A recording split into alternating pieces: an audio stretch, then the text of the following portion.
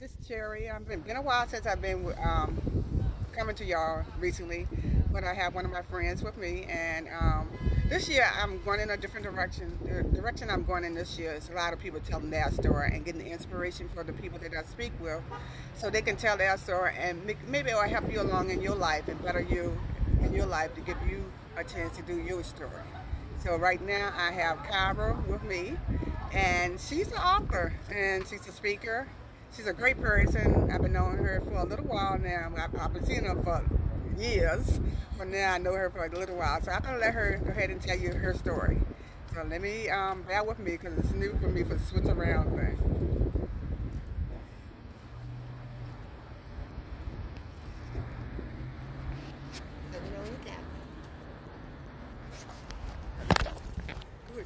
Okay. How y'all doing? I'm Kyra. Last name Taylor. And this is the book that she mentioned that I wrote. It's called Dead from the Start. And it is a little bit about my story. It's a fictional story. But I wrote it that way to make it relatable for anybody that wants to kind of understand what they're going through, maybe see it from somebody else's eyes, somebody else's perspective. And in this book, Mildred is going through some difficulties in her marriage. I'm gonna put it that way. I'll put it the nice, euphemistic way. Difficulties. Anytime you are in a relationship with anybody else besides yourself, whether it's a husband, whether it's your children, family members, friends even, you go through rough times. And she went through a really, really, really rough time. And I went through one. So I wanted to put it down on paper, but I didn't want to, I guess I didn't want to be too personal, but I did want the feelings that I was going through, the emotions that I was feeling, to be just as real in this fictional book as it was in my life. So that's why I wrote the book. Also to kind of give myself clarity. I believe that journaling saved me a lot, kept my sanity. And writing things down helps you to go back and look at it and try to figure out how can I fix this problem, or what can I learn from it. How can I get these emotions out? How can I vent without yelling at everybody and beating the kids and kicking the dog and those type of things? And journaling is one way to do that. I can say, as far as my story goes, it's not done. It's a work in progress. Anytime you leave a situation, like I tell friends of mine, you could take the girl out the country. It's harder to take the country out the girl. Anytime you leave a relationship that's really bad, whether it's physically abusive, emotionally abusive, even if you leave, part of that goes with you. And you have to work really hard at getting that little piece that's still inside you out. You have to work with people that love you, understand your support system. You have to even understand who you are as a person, encouraging yourself, not taking the full blame of that, because any relationship, they always say relationships are 50-50, but they're not. They're 100-100. I have to give everything. The other person has to give everything. And when you're saying, I've given all I can, this is over, I'm done, the truth of the matter is, you might have given, but you've received something too. And sometimes that what you've been given or have received is negative, and you have to find a way to work that out of your psyche, out of your system, out of your life, out of your thought processes. Because I noticed that when I left, I would want to do something, and then I would go, well, what is he gonna do? How's he gonna feel? How is he gonna react? And that's a result of that mentality that was put in me, that I was having to deal with every day for 15 plus years. So it doesn't just go away. It is, like I said, a process. And but it's one that anybody can get through if you put time into it, if you're diligent, if you pray. Again, you gotta have a good support system. You have to understand who you are. You have to even want. Because if you don't want to, you're going to find yourself in the same type of relationship over and over and over again. Different person, or maybe even the same person. Sometimes people go back to the same person over and over again, allowing that abuse to continue because they don't feel like they deserve anything better, or that's the best that I can do. Not true. I don't believe, and one of the things I told myself, even in my darkest times, this is not God's best for me. It's not, God, I'm sure you don't want me to live like this. I'm not happy. This is not it. If I'm supposed to live a good life, why do I feel bad every day? I dealt with insomnia, anxiety, depression, all these different emotions. My weight went up, went down, went up, went down. I mean, there's just so many things that just happened, and that wasn't God's best for me. So I had to find a way to get out. One of the ways I got out was to start putting it on paper, writing it, getting it out of my mind on paper where I could see it so I could figure out how to handle it. When it got to the point where I had to go, I cried a whole lot. I fought it, and I left. And when I left, everything eased up. Now, in leaving, because I am a pastor's daughter, I am unashamedly a believer, follower of Christ. I felt so guilty, like I had just broken God's heart when I left, because we don't advocate divorce. But I do advocate my mental sanity. I do advocate for my life. I do advocate for my children's lives. And I didn't immediately leave and get divorced. I left the situation because it wasn't healthy for me. But in that amount of time after that, because it was years before I got divorced, there was no attempt at reconciliation on his part. There was no, can you please forgive me? Can we work it out? Let's figure out what went wrong. It was none of that. It was more of the same thing I got in the marriage. So I knew that if I went back, and because I know that personality that I had lived with for that long, I knew he would try to make me pay for it, that I would never live it down for leaving you, how you leave me. You know, I would always be paying for that. So I knew there was no profit in me going back. There was no point in me going back. And really, I'm free now. It's time to keep moving into my freedom. My kids are okay. I'm doing what we need to do. I'm working through it. And I don't believe that I went through all of that just for me. I don't believe that I suffered all of that just for me. I don't believe that to just keep it to myself is healthy. I believe sharing, talking to people about it. When people ask me the things that I went through in that amount of time, I tell them. Because you never know. I'm just living, trying to get through life, and there are people watching, and they're saying, oh my God, I didn't know it was like that. Or, I remember when you used to push him in a wheelchair, and I remember this, and I remember that. And I'm thinking at the time, I'm doing what I got to do to make it. I'm not doing it because I'm trying to show you how to overcome challenges. I'm just trying to get through the challenge that I'm living in right now. But looking back on it, I can give people some advice now.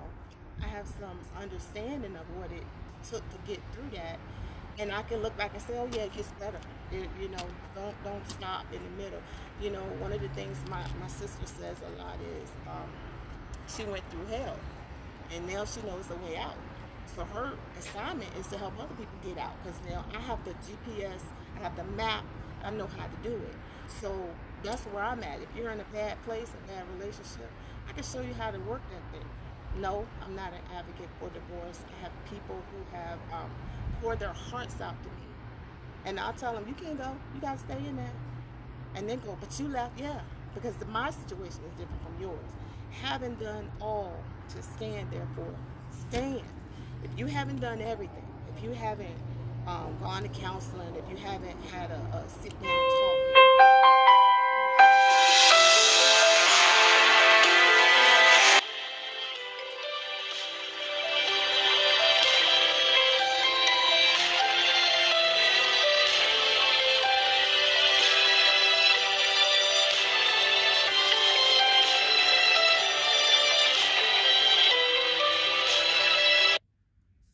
because he didn't join that and I left, everything was gonna be all right. He let me know that he forgave me. He let me know that it's okay. I'm not going to hell forever. He let me know that, so it gave me comfort. Plus, once I did go, and that's when I really focused on the last part of the book. The last part of this book, because like the first part deals with, you know, their relationship. The lady in the book, her name is Mildred. She was going through self-identity, like how do I find who I am being with somebody who's a strong personality. If you've ever been a woman who lives with an alpha male, they make you feel like you have to walk 10 steps behind sometimes. Like you fade into the background with the scenery. And she was trying to figure out, like, what's my purpose. And in the beginning of this book, that's where she's concentrating on navigating this relationship that's not working, finding her purpose. And then there was a moment in time where God put that man down. He set him somewhere so that she could walk and step into her purpose and get a little bit of her, what was she meant to be, what her purpose in being here, that fire, that power that she had inside her. He allowed her to see that. So of course, when that happens in any relationship, the man wants it to go back the way it was, and then that's where a lot of the fight comes in. When you change and they tell you, you know, you have to be the same. You have to be that person that I had under my foot.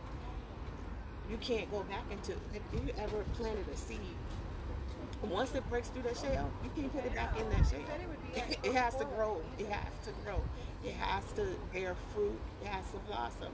And so when a woman blossoms into her own and understands who she is, not every man can deal with that. Especially if they're an alpha male and they're very controlling, they're not going to understand that. So that's what she had to deal with in this book. But while I was writing it, when I got to the end, I said, no, where do I go with this?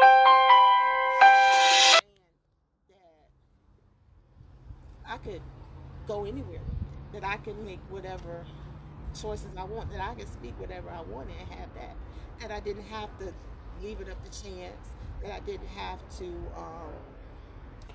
wait for the guy. Oh yeah, I got to see what he gonna do first. I have to do that. I could decide what I wanted for my life, what direction I wanted to go in, and that's what I wrote.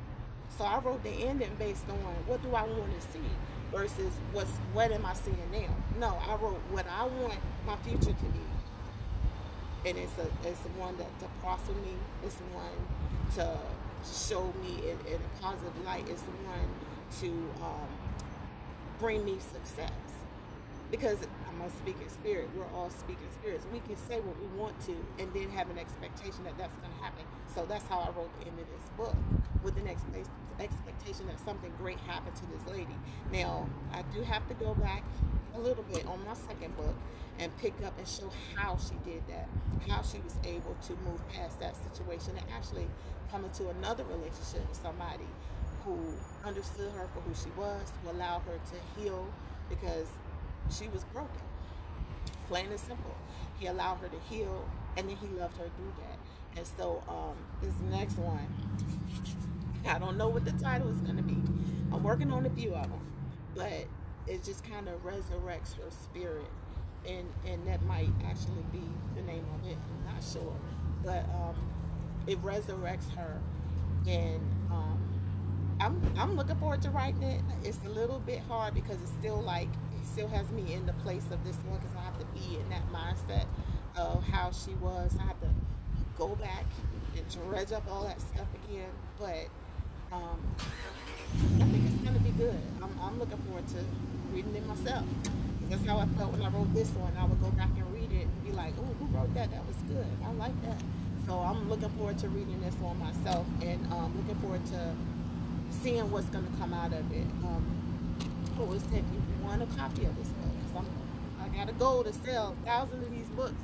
You want a copy of this, there from the start. It's on Amazon. If you want to personally reach out to me, my email address is Kyra, Kyra.l. Did I say Kyra.l? Kyra.l.taylor at gmail.com. It's Kyra.l.taylor at gmail.com. If you want to reach out to me, if you want, maybe you want to do a women's get together or something like that, I'm available for that. If you want me to come speak to your women's group, I'm available. Even if you want me to speak to your kids, especially your young girls, teenagers, I'm available, because I feel like a lot of the things that we get into, if we catch it back there, it'll stop a lot of this stuff along the way that we find ourselves trapped in. So that's my stuff. If you want to reach me on Facebook, I do have one. It's still Kyra Mills on Facebook. And I also have Kyra Taylor on Facebook. Now, the Kyra Taylor Facebook is basically, you'll see this picture on there. The other one, Kyra Mills, you'll see my picture. But you can look me up on Facebook, reach out to me, tell me hi, message me, I will answer. I've even had people ask me to pray with them. I'm available for that as well. I am an ordained minister. So, hey, I'm here for whatever you need. Because I understand, everybody goes through stuff. You need somebody on your shoulder whispering, hey, you got this, you can do this, it'll be okay, God's got it, He's going to work it out. And that's who I am, that's what I'm here for. So you be blessed, and thank you, Cherry, for allowing me to speak on your inspiration channel. Thank you, Kyra. So thank you. Kyra gave you all the inspiration. I recommend that y'all read her book because I did. It's a great book. I enjoy every minute of it. And thank you for spending your day with me and Kyra today. Bye. All right, girlie.